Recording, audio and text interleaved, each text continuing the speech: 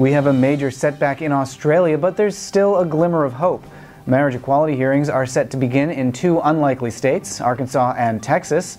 An Oregon ballot measure passes a major hurdle, and organizers launch a new public outreach campaign on the East Coast.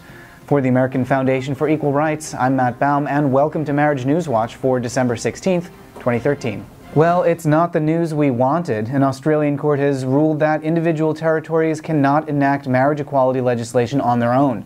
That ruling effectively nullifies the over 24 marriages that happened in the Australian Capital Territory last week. But the good news is that the High Court of Australia has also laid out a roadmap for enacting full federal marriage equality. According to the court, Parliament has the authority to allow gay couples to wed.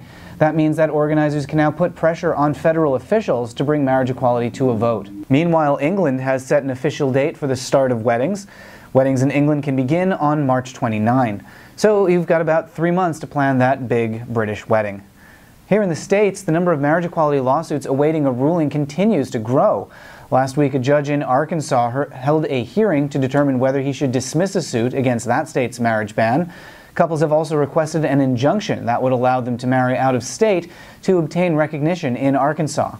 There's no timeline for a ruling there. It could come any day now, or we could have a wait of several months. A court in Texas has agreed to hear a suit against that state's marriage ban.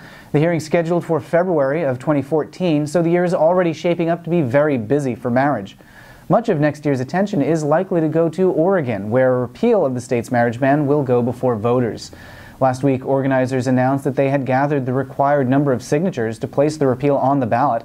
Polling in Oregon is generally favorable, with a steady increase in support over the last few years. The most recent numbers from the Public Policy Polling Institute are over a year old, but they show 54% support to 40% opposed. And finally this week, Pennsylvania has kicked off an education campaign designed to grow public support for marriage. The state has multiple lawsuits awaiting a ruling, so Freedom to Marry and the ACLU are capitalizing on the attention with a Why Marriage Matters campaign. Polling in Pennsylvania is not great right now. A public policy polling survey in May showed 45% support to 47% opposed. The next major milestone in Pennsylvania is a trial starting on June 9th. So there's lots of time to shift public opinion between now and then. Those are the headlines. Subscribe here on YouTube to stay up to date on all these stories. For the American Foundation for Equal Rights, I'm Matt Baum. Thanks for watching. We'll see you next week.